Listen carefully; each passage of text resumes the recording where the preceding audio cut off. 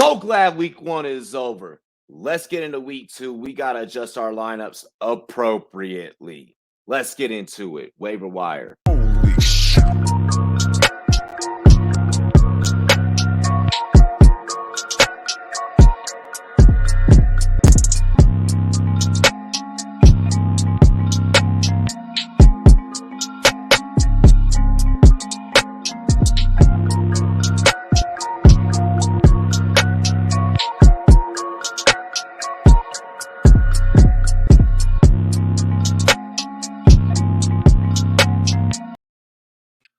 What up, Pirates? It's your boy Rumboyz Robbie, the Rumboyz Fantasy Network. Yo! After getting our backs blown out in freaking week 1, we went ahead and started all of our studs, and a lot of guys end up being duds. We got to go head to the rosters. We're not going to overreact. Okay? But we got to head to the waiver wire. It's time to adjust our lineups. It's time to adjust our rosters. Ladies and gentlemen, cheers to me. Cheers to you, all the rum boys and girls. What it do? Dilly dilly.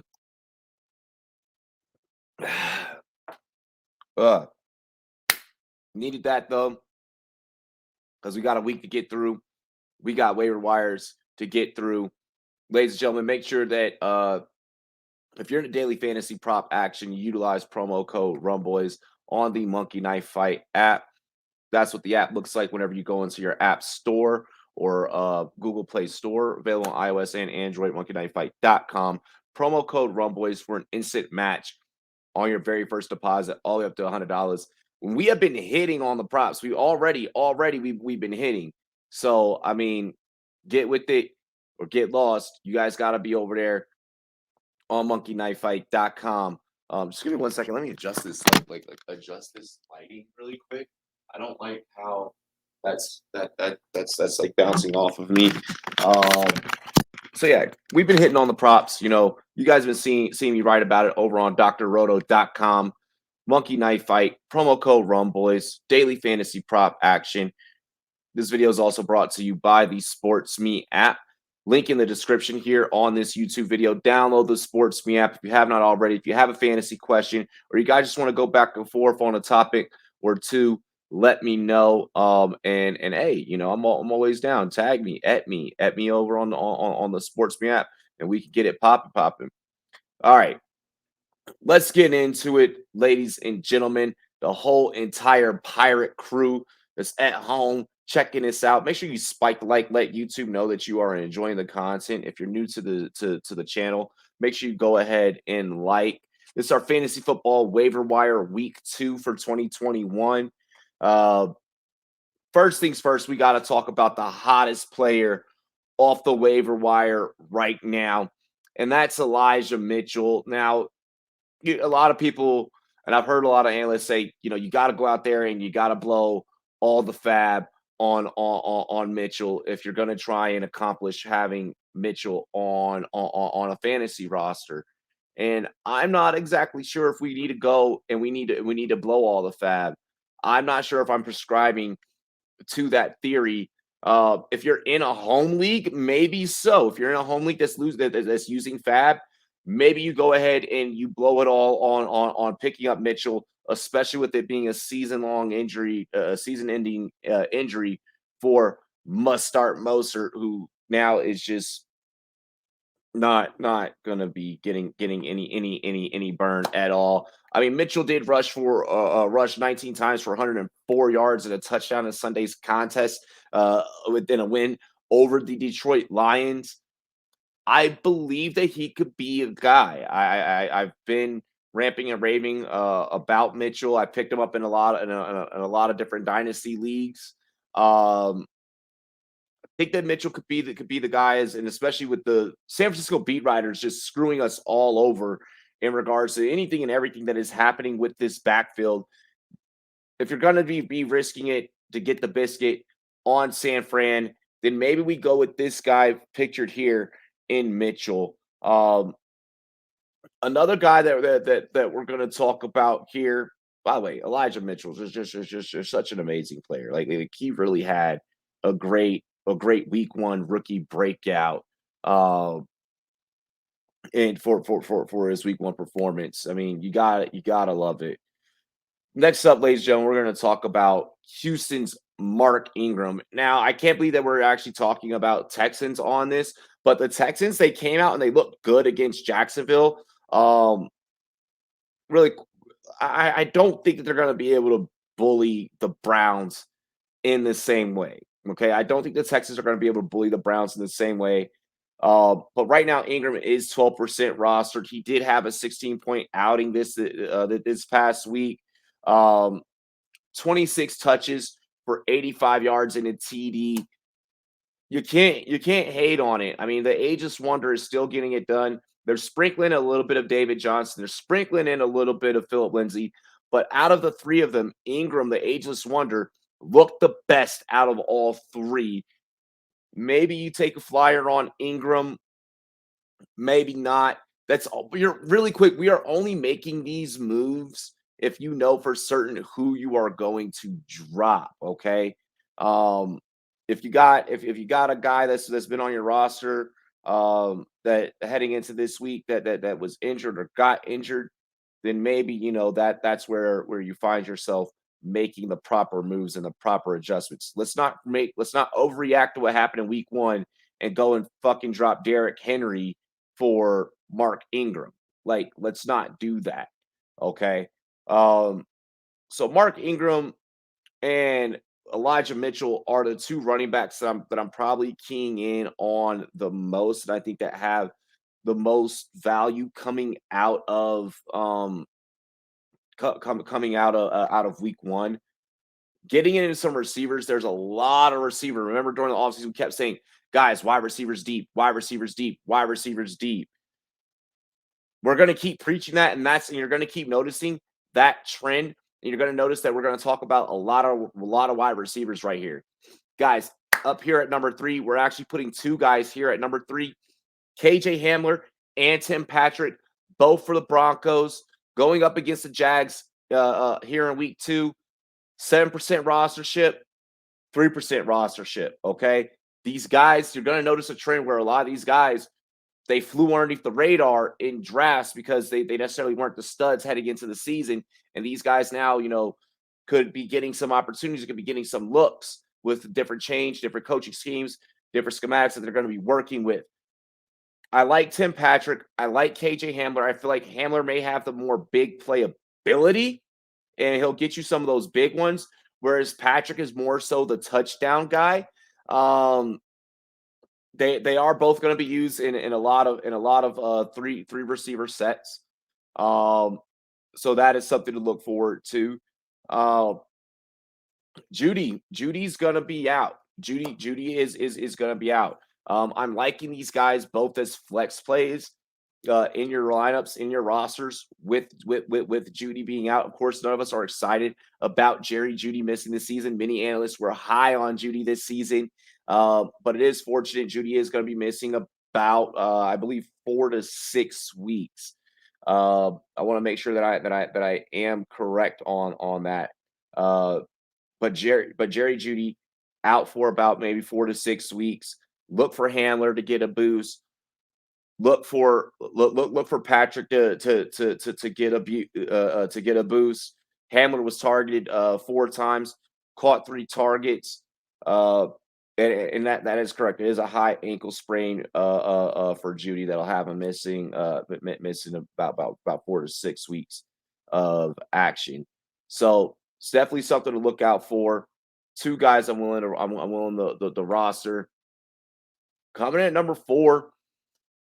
We have Deonte Harris, and I don't know if I'm willing to make a waiver claim, but I do think that is someone that should be rostered in deeper formats, 14 team and on 14, 16 team, 20 man leagues. Maybe in a 12-man league, I'm not looking at Deonte. He caught 2 out of his 2 targets for 55 yards and a touchdown in the Saints 38-3 win. The thing is, the Saints didn't need to pass a whole lot in that game in order to win. He did have to see coverage against a pretty good corner. He put up that stat line against a pretty good corner in King. Will they be able to do that against Carolina? I think that Deonte could potentially be worth the grab against Carolina, just because you're not dealing with the same things. You're not dealing with the same type of personnel that you faced against Green Bay. Green Bay was a damn good team, but they just came out flat. Um, it is an NFC South matchup. The Saints are rolling in with a lot of confidence. This game's taking place at Carolina. Um, Saints not already played a game in a neutral site, so it doesn't matter home or away. Even though they still flew in a shit ton of fans for that week 1 game. I think that Harris could be a watch list guy. I think this is a guy that we at least watch list. Maybe you take a flyer on him this week, and then if he pops off, maybe you're talking about starting him next week against the Patriots. But that's the way that I would handle Deonte Harris. Nelson Agholor. Okay, so Nelson Agholor is unique in that Mac Jones pretty much made him the number one. Like he's gonna be the number one. Had an 18.2 fantasy point outing this week. Made a lot of noise up against Miami. The Patriots have an easy matchup up against the Jets. Agholor has the highest rostership out of anyone that we've covered so far, but I felt like I had to mention him. Being rostered only at 45%, that means that he is still obtainable in a lot of you guys' leagues. Everyone that's on this list is below 60% rostership. I would definitely be thinking about Nelson Agholor. Agholor recorded 5 receptions on 7 targets for 72 yards and a TD against the Dolphins. Again, they're going against the Jets, and we saw how Carolina was able to handle the Jets. So I think that Agholor speaks for itself. Him being at 45% rostered means that people were already looking at him prior to heading into prior to heading into waivers. So go ahead and grab him right now before next week. This guy's not on the waiver wire episode. We're not talking about him. Okay. That's a few of the receivers that I wanted to highlight. We'll double back at the end. I'll have some honorable mentions. I wanted to kind of highlight some tight ends. Now I know a lot of you probably aren't on a mission right now to pivot from your tight end, and that's completely okay. That's completely okay. I'm not expecting anyone to pivot right now. Coming in at number 6 for the Houston Texans, Pharaoh Brown. Now a lot of people thought it was going to be Jordan Atkins, but it was the Pharaoh Brown show, who's actually 0% rostered. Like, I go into Sleeper app, nobody has him on his lineup, on their lineups. Okay. This man is for the free right now. Okay. Pharaoh Brown caught 4 out of his 5 targets for 67 yards. Now the Texans are going up against a better team than Duval. They're going up against a better team than the Jags. Okay. They're going up against the Browns. Is Pharaoh Brown going to have that same outing? Probably not. But we also saw that Kelsey was putting in work against the Browns. Maybe the Browns could be susceptible to the tight end. Maybe Pharaoh Brown is the only one for the Texans that's eating and feasting on the Browns against the Browns. So 0% rostership, but because of his outing, I feel like he just had to get mentioned in the episode. David Njoku for the Browns felt like he had to get mentioned as well. I felt like Njoku had a decent outing. Obviously, we all know that Austin Hooper is going to be the one in this offense. As honestly he should be. He should be. Hooper at 39% rostership, Njoku at 4% rostership. It looks like this team is going to be utilizing the tight end a lot. It looks like this team is going to have to utilize the tight end a lot because, well, Odell ain't on the fucking field at any point in time. So until that happens, that's how we're handling the Cleveland Browns situation. I think they're going to be utilizing the tight end a lot. So both these guys could be viable. Both those guys for that team could be viable. Jared Cook for the Chargers coming in at 46% rostered, going up against the Dallas Cowboys. We know that defense. That we saw what Gronk put up against that defense. Justin Herbert is just probably just as close in terms of accuracy as Dak Prescott. just doesn't have as exotic of weapons, right? But Jared Cook, Mr. Old Reliable, is probably more than likely going to be Mr. Old Reliable for us against Dallas this week. It's the fact that it's just against the Dallas defense. I think that Cook should be given a shot while he's at 46% roster. He's probably a quick ad drop potentially before they have to take on the Chiefs next week. Let's see here. Coming in at number 9, we're going to talk about a quick streaming defense. I'm going to just make this one quick. The Saints defense is 10% roster. They're going up against the Panthers. Going back to what I said earlier, I think that they have a shot to really, while they're cooking with some gas, to really apply the pressure to the Panthers and stick it to them. It's a divisional matchup, but you guys can play that one how you want. I felt like they were the only defense worth streaming and worth noting. Anything else outside of that is just simply dangerous. Getting into the quarterbacks at number 10, we have Taylor Heineke. Going up against the Giants on a Thursday night, he is 3% rostered with the injury to Ryan Fitzpatrick. This is a quick plug and play, especially if you are in Superflex 2 QB leagues. Single QB, probably not so much, more so of a fade, a deep fade. I don't know if I'm starting Heineke on a Thursday night in a divisional matchup, but he could potentially go all for you guys. But maybe you grab him just as a security blanket in case Fitzpatrick went down for you, and that was tragic if that had went down for you during the course of this week. And then wrapping up the quarterbacks, we have Tyrod Taylor for the Houston Texans going up against the Browns. I mean, it kind of just the same thing that I mentioned earlier. He's at 10% roster. If he could do, I don't think that he'll do what he did last week against the Jags to the Browns. But I mean, if he's able to at least make this a competitive game and keep the point spread close, and there can be a lot of back and forth in this game, these teams can go tit for tat.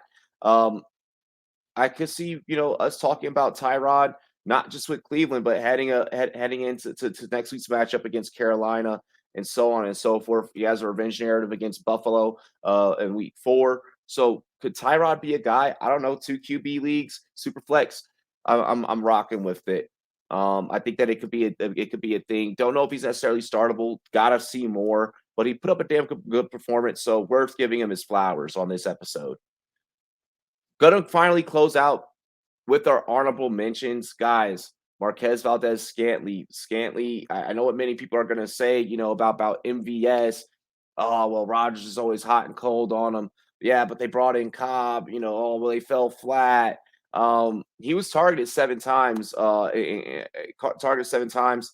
Caught 3 of those passes for 17 yards. I mean, if he catches all 7 of those, we're definitely talking about MVS as a guy to possibly roster. So the volume is there. The potential is there. We just got to see. Russell Gage put up a goose egg, rostered at 58%. So just on that cuff, right, of not over that 68% mark. But I think that Russell Gage and the Atlanta Falcons, they'll overcome their woes. They just didn't play any preseason games, so there's no together as a starting unit. So there's no chemistry there. Hunter Renfrow saw a lot of action. I think that the volume is still there. He just has to get some red zone looks. Cordarrelle Patterson led the Falcons in rushing, and Van Jefferson had some big plays Sunday night. Maybe him and Stafford are having a connection there, and we all are maybe just missing out on it and not seeing it. But I think that those are some deep waiver ads as well. This has been our fantasy football waiver wire for week 2. Catch us next Tuesday for week 3. We're going to get you guys all set and straight, get those lineups satisfied. Wednesday nights Q&A sessions. If you guys have any questions, trades, all that good stuff, let us know. Remember, promo code Rumboyz whenever utilizing the Monkey Knife Fight app. Sign up, get a match on your very first deposit all the way up to $100. And get at me on the SportsMe app. Link in the description if you have any questions, any fantasy questions, or fantasy debates or whatever the case. Leave your comments, leave your fantasy questions. I'm gonna get to you guys. Love, peace, chicken grease. Cheers to me. Cheers to you. All the Rumboyz girls, what it do. Dilly dilly. Holy shit.